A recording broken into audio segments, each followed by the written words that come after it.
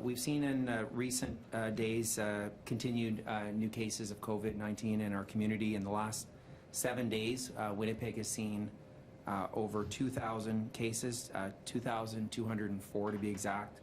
Sadly, we have lost an additional 8 Winnipeggers to the virus, and our test positivity has remained over the last week. From this time last week, or at least yesterday's stats, at 14.4%. I want to just continue to remind Winnipeggers to stick to those fundamentals. Wash your hands, wear a mask indoors and outdoors where you can't distance. Generally speaking, please stay home as much as possible and support local if you have the means. Get your vaccine as soon as you're able to do so. I've gone with my wife, and we got our AstraZeneca vaccine a few weeks ago. When it comes to those who are unsure about when to wear a mask, I would just say, when in doubt, take your mask out. Have it with you when you're out and about in the community. I also want to just thank Winnipeggers for doing their part. I know, in speaking as a parent, I know there's sacrifices that parents are making, that Winnipeggers are making right now. Children are having to forego birthday parties and play dates and gathering with their friends and families. We all got to continue to do our part to protect ourselves and to protect our community. I know folks have also been refraining from carpooling and doing some of the things that we normally do in our daily lives. And I want to take this opportunity to thank Winnipeggers who are doing their part. You are helping, you are doing your civic duty right now to help our community weather this storm. As was announced at the previous COVID-19 update, with all of the city's recreational facilities closed as a result of the provincial public health orders, redeployment options have been offered to staff from those facilities. One of the ways that staff are being redeployed is through the relaunch of the Community Service Ambassadors program for parks. Their main focus will be public education in parks regarding the provincial public health orders. Again, this is a temporary measure to support the provincial government's public health orders. Once the current provincial measures conclude, staff affected by the closures will return to their normal work. And I want to thank our staff for their efforts. And I want to thank Winnipeggers for all of their efforts as well in our parks and open spaces. Jay will have a more substantive update on this in a few moments. I want to close by discussing the Winnipeg Jets playoff run that begins this evening in Edmonton. I know it will go against the very DNA of every single Winnipeg Jets fan not to gather in large crowds in support of our Jets, but I really want to underscore the importance that Winnipeggers stay home. We'll all be in our living rooms cheering or perhaps yelling at times at our TV screens, and that's just the way that it needs to be this year. We don't want to wake up tomorrow and see reports of large gatherings that are not in compliance with the provincial government's public health orders. It'll be difficult, but it's just what we need to do during the pandemic. As you can see, I'm already in my Jets whiteout gear. I want to see a flood of Winnipeggers posting to social media tonight, decked out in their best whiteout gear, so they can show the support to our home team, our beloved Winnipeg Jets. As some of you know, I've made a friendly wager with Edmonton's Mayor, Don Iveson. The series losing mayor, Don Iveson, will post pictures wearing the opposing team's jersey and make a $200 donation to a food bank in the rival city. The Winnipeg Jets are fueled by passion, but it's also important to remember that Jets are fueled by oil too. I hope to see our Jets empty the tank on the ice tonight. And with that, I'll hand things over to Jay, and we'll both be available to answer questions on these and other topics. Thanks, merci, and miigwech. Thank you, Mr. Mayor. Good afternoon. My name is Jay Shaw. I'm the Assistant Chief of Emergency Management. Beginning today, we are temporarily reinstating the Community Service Ambassador Program in our parks. Approximately 129 staff from the Community Services Department will be temporarily redeployed to this program, while the city's recreation facilities remain closed due to the recent changes in the provincial public health orders. These staff will be deployed to Assiniboine, St. Patel, and Kildonan parks to encourage voluntary compliance of the provincial public health orders. If their efforts to encourage voluntary compliance are unsuccessful, they will call upon our bylaw enforcement officers to assist. The bylaw enforcement officers do have the ability to issue warnings and tickets under the provincial public health order. We've also recently increased the number of city bylaw enforcement officers who are working with the province on enforcement of public health orders, and now once again have 9 staff dedicated to these efforts. We had previously reduced our dedicated staff from 9 down to 5 in consultation with the province. However, with the recently increase in provincial orders, we are increasing our enforcement staff complement. To be clear, these are not staff redeployed as a result of the facility closures, but our bylaw enforcement officers, that are being redirected from enforcing city bylaws. And finally, we are also temporarily redeploying approximately 40 community service department staff to assist the Public Works Department with litter pickup in areas of highest need for cleanup around the city, including along river walks, active transportation pathways and sidewalks, and in parks and back lanes throughout the city. They will also be working with park staff to remove invasive plant species and assist with maintaining trails. Finally, I want to take this opportunity to remind everyone to continue to be diligent. Please get vaccinated, but also remember and remain committed to washing your hands, wearing a mask, and staying close to home. We need to limit our contacts as much as possible and do everything we can to slow the spread of this virus. We'll now take your questions. We'll start with Danton from CTV. Hi there. We got some numbers about the calls to 311 on COVID-19 public health order compliance and enforcement, and those numbers show that the number of calls so far in May have nearly doubled compared to the number of calls in April. 605 in April. So far in May, there's been 1,168 calls. Could either of you speak to what's causing that increase in calls? In general, I can tell you it's because of the new provincial public health orders that have are trying to reduce the spread of this virus. The health orders are a requirement, and we need to follow them. And when we put these type of restrictions out, the province does, what ends up happening is you see an increase of people asking for clarification, wanting to know how best to follow the public health orders. And our 311 staff probably deserve a pretty big shout out. They're taking a lot of calls, and I just wanted to say thank you to them, because they are taking a huge amount, an increased volume, as part of the team to be able to reduce the spread and get people the best information possible. I don't know if the mayor has anything more to add. Yeah, I'll just echo that. Thanks, Jay. I mean, I do want to also thank our 311 staff. I mean, they've been working, they're working day in and day out, and this is one of the ways that the city's staff are supporting the efforts of Manitoba Health and the outcomes that we all want as levels of government.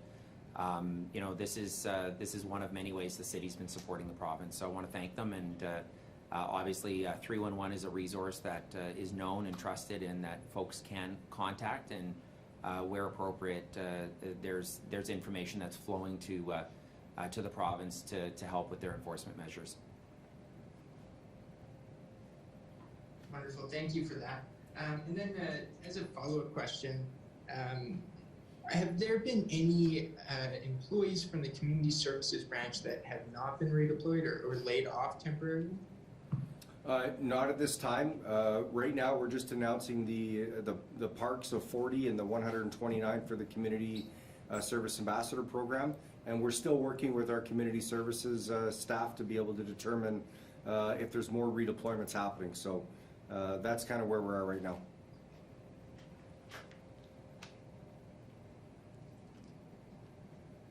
Joanne from the Free Press.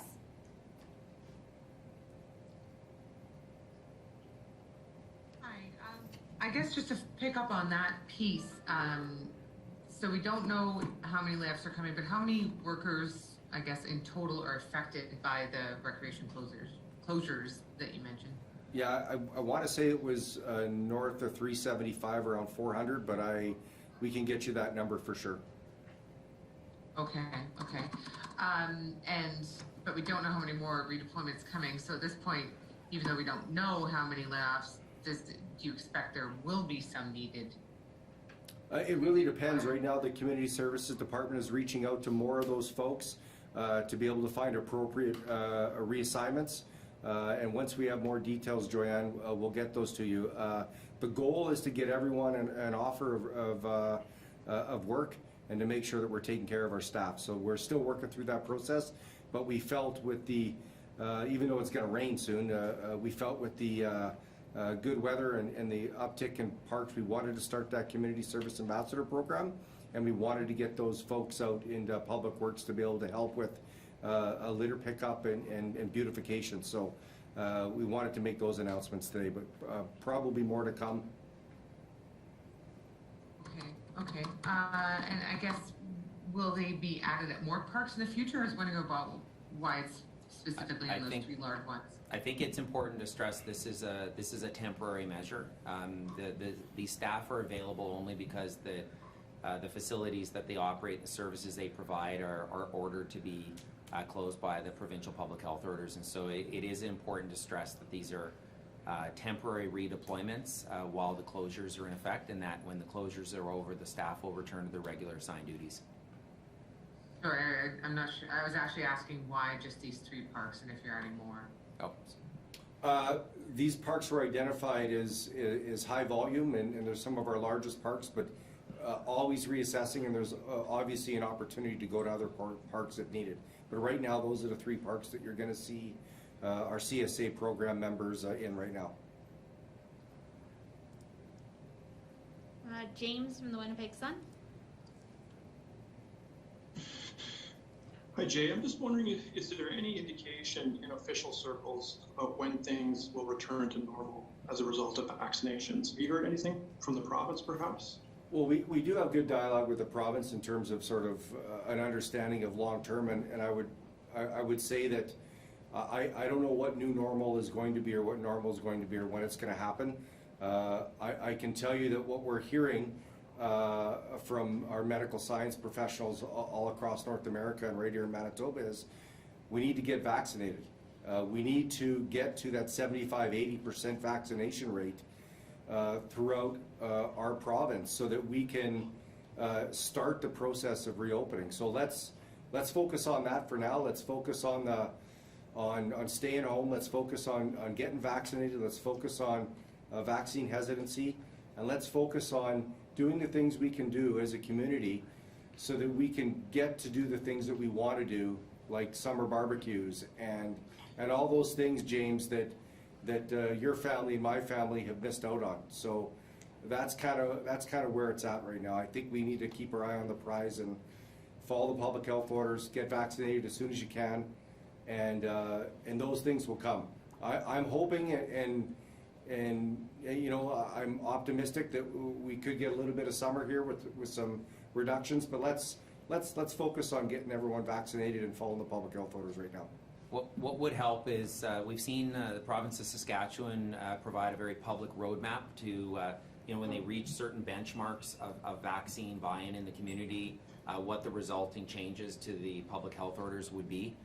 We'd like to see that in Manitoba as well. It would provide that light on the horizon of you know, in the prairies for people to see that light at the end of the tunnel, to be able to also help with our vaccine, to help combat vaccine hesitancy.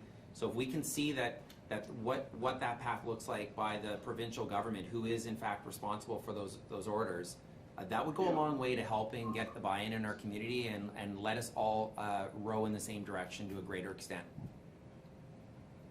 Great, thank you. Danton from CTV.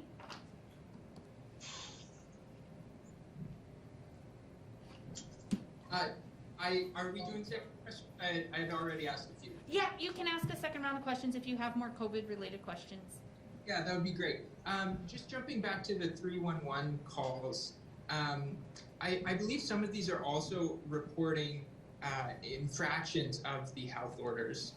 So can you maybe walk through what the process is when these calls are made?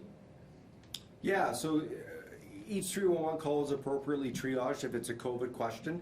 If it's an enforcement or someone wanting to report a possible infraction or a violation of the public health orders, then that call is then triaged and transferred to the appropriate agency. That could be back to the province, it could be internally to us, it could be to the Winnipeg Police Service, but we work very closely with the provincial justice departments to make sure that we have a line of sight and we're triaging those calls and making sure that we have folks addressing any questions or concerns that come in. The one thing that would help, I would hope, reduce the number of complaints regarding compliance with the provincial public health orders is if the fines were significantly strengthened. I know the province did move recently to double the fines for repeat offenders. What we'd like to see is significantly increasing the fines for first-time offenses so that message is very clear that there will be significant financial implications of violating the province's public health orders. I think that would go a long way to send that message to folks who openly and deliberately are choosing to violate the province's public health orders. And so that would in turn, we would hope, reduce the call volume of complaints and administration. Just send that message very loud and clear that the province is serious, that you're going to pay a very steep financial penalty because there's still, we know there are still folks in our community that are choosing not to do their part like the vast majority of Winnipeggers are doing each and every day. I guess as a follow-up to that then, this is the highest number of calls we've seen to 311 so far in the pandemic. Do you think that's a reflection of the number of people who aren't following the health orders? I haven't seen the breakdown that you're referencing. I know, as Jay's mentioned, I haven't seen the breakdown in terms of how many are calls that are specifically related to complaints versus just queries and other calls. So it's not one that I'm able to offer off the top of my head without that data. James from the Winnipeg Sun. Just a political question. Okay, we'll come back to you then. Joyanne. Thank you. Joyanne. Yeah, sorry, it didn't pop up for the unmute for a sec there. Yeah, the it notes in the press release we're enforcing the gathering limits at the parks, or sorry, educating and then possibly enforcing with bylaw folks. But are they also focused on social distancing again this year as well, like last year? Yes, we still have a parks bylaw for the city of Winnipeg on social distancing that our bylaw officers for the city of Winnipeg are able to enforce. We're focusing on the gathering limits, which is a provincial public health order. And again, it's a three-tiered approach in terms of education first, providing good solid information, letting people know if they're in violation of those gathering limits, and reminding people why it's important to be able to follow them so that we can stop the spread of this virus. And if required, we have that opportunity to very quickly assign bylaw officers to any incident to investigate and provide warnings and tickets. No one wants to give out the tickets, but we will if we have to, and I'm hoping we see a lot of compliance, and I'm hoping that we see a lot of people using the park safely. Joyanne, it's a great question for you to ask, and I do appreciate you asking the question because we know the warmer weather is coming, and while we have temporary staff available to try to be more proactive at educating and reminding everyone of the province's public health orders, including the need to physically distance when you're in our parks and open spaces, we want to try to do that.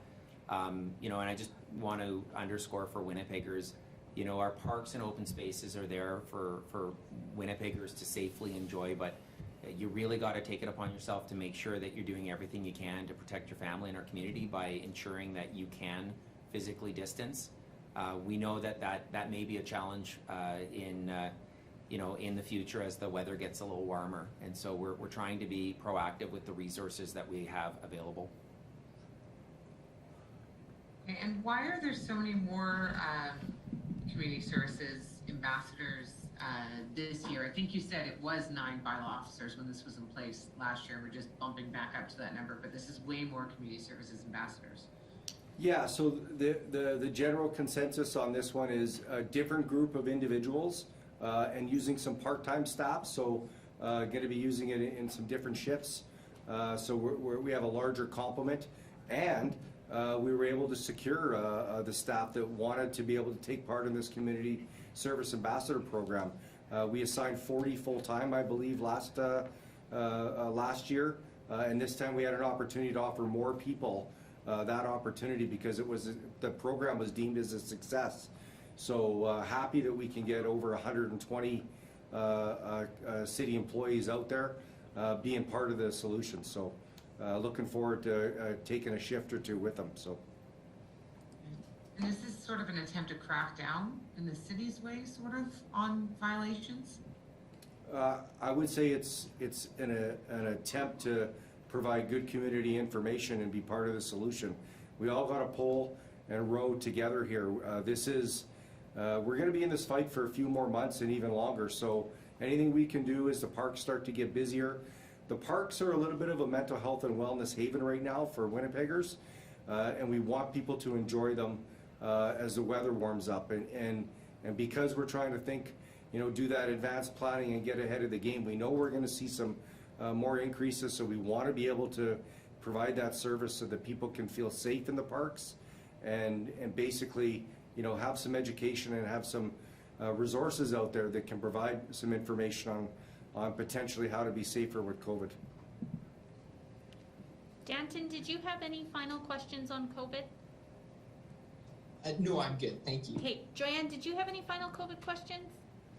Yeah. So is the program, I did get asked, I guess there was also 3 simultaneous rallies on Saturday from people who were violating gathering size restrictions, apparently. Is the program expansion for the community service ambassadors at all linked to that? Is this a response to some of these rallies and things we're seeing? No, the community service ambassador program won't be involved in enforcing any public health orders for those types of gatherings or protests. So we're going to keep them in the parks for now and do our best to be able to support that resource area. Okay, and I think you said, I did ask this, but I just want to be super clear on this.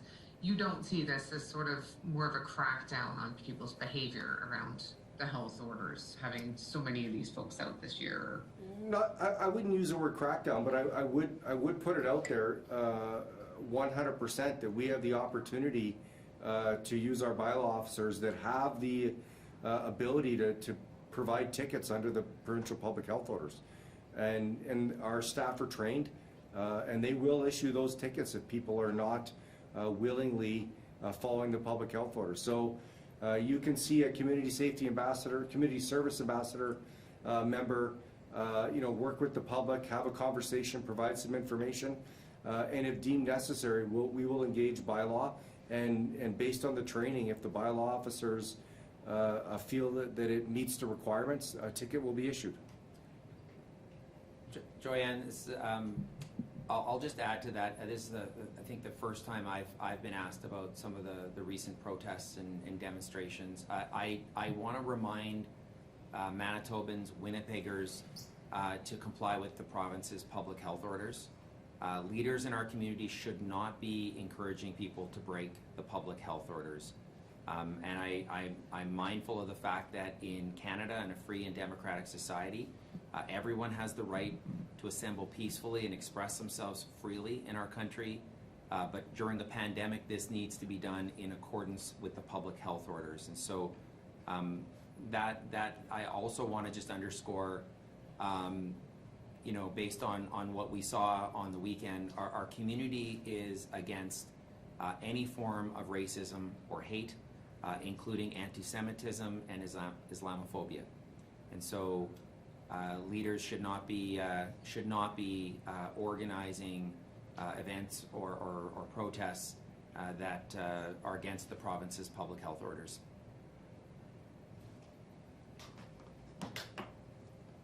Are you good, Joanne?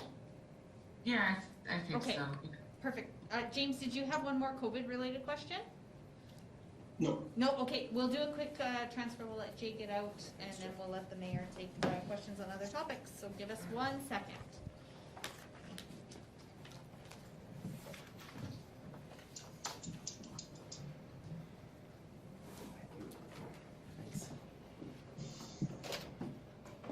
Just have a brief opening statement and then we can open it up to questions. We're good? Okay. Today I'm announcing a grant of $55,000 to Take Pride Winnipeg to hire 10 students and a supervisor to provide additional cleaning of Winnipeg parks and business improvement zones this summer from July 1st to September 6th. During the pandemic, our city parks are providing valuable outdoor spaces for residents in our community to safely enjoy. With the increased use of our parks, there's a need for additional cleanup, and that's why I'm pleased to support Take Pride Winnipeg. The students will work throughout our city, cleaning and emptying containers, as well as spending time working to help business improvement zones with their litter pickup programs. I do want to thank Take Pride Winnipeg for all of their work that they do year in and year out.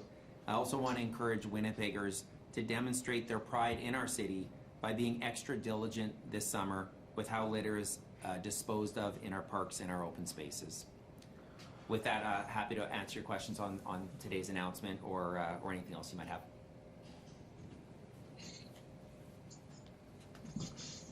We'll open it up, open scrum format. Hey, afternoon, Mr. Mayor. Hey James, how you doing? Good, good. Hope you're well. Yeah, thanks. There was violence, race-based violence on the streets of Winnipeg this weekend. Yeah. And if it weren't for the Winnipeg Police Service, it would have been much worse. So, yeah. What do you have to say to that? It's possibly a possible question to ask, but no. You know, what do you have to say to that? Well, I want to thank the members of the Winnipeg Police Service and city staff for their efforts. You know, unfortunately their services appear to have been needed on the weekend, and they shouldn't have been. As I've mentioned, the public health orders are the law in Manitoba right now, and they need to be respected. You know, leaders should not be encouraging people to violate the province's public health orders. There are ways in which Winnipeggers and Manitobans can express their views on a whole host of topics of concern, but I just remind everybody to do so in compliance with the province's public health orders. And you know, I just would urge community leaders, urge both communities at those particular rallies to demonstrate the calm that we want to see in our community. We don't want to see violence, and we don't want to see hate directed at members of our community. Thank you for that. And on a different topic, I was speaking with the chair of the Finance Committee this morning about summer road construction. And another tough question probably, what levers or targeted investments were made to reduce the city's infrastructure deficit from 9.9 billion, I think, up until 2017, all the way down to 6.9 billion from 2018 to 2027? That's a great question, and one that you could probably spend the weekend reading up on. Our State of the Infrastructure report is a public document. This is one of the many documents that have led Winnipeg going from 21st in the country in the Open Cities Index to 3rd in North America.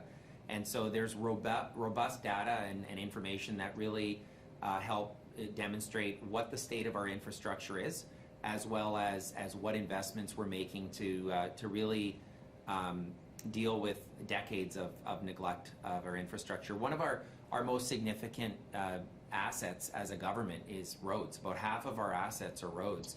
And as you know, this year we're launching the highest investments in the city's history for road construction. And you know, I want to thank everybody that's helping with that. We've a lot of jobs that we know that we're assisting with. It does allow for some stimulus during the pandemic in our economy. Remind people to slow down when they're around crews that are working on our streets. These are their workplaces. But you know, that report can give you a whole host of data, and if you have specific follow-ups, James, more than happy to answer them later if you'd like. That's fair. The roads, I think you just need to drive around town or bike around town to see we've made some major headways. I mean, we've done enough road repair in the last 6 or 7 years to go from Winnipeg to the Alberta border. And you just think about that. That's a long ways away. I mean, they got snow happening over there right now, of course, for the whiteout that's happening there. But, you know, there's a lot of road work that's been happening, and that benefits those that ride buses, that bike, or drive in vehicles. Do you have faith in the city's accounting when there's a projection 5 years into the future? In which projection are you talking about? Yeah, just with respect to the infrastructure deficit. The number is $6.9 billion from 2018 to 2027. That's a long extrapolation. Yeah, I'd have to look at the specific figures that you're referencing, James. But the state of the infrastructure reports that we do have out are a matter of public record, so that they can be scrutinized, so that they can be debated and discussed, and that's what we want to see. And so, you know, I'm just pleased that we've got more information and more data than ever before in the city's history to really, in an open and transparent way, scrutinize the assets that belong to all of us as Winnipeggers. And so, more than happy to look into that if you have a specific figure that you'd like us to look at. Thank you. Yeah, no problem.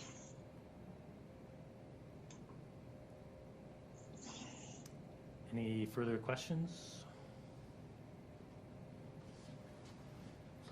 You guys good? Okay. Thanks. Have a great afternoon, everybody. Thanks. Give me a go, Jets, go. Go Jets, go.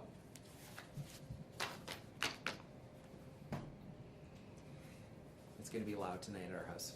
A few houses.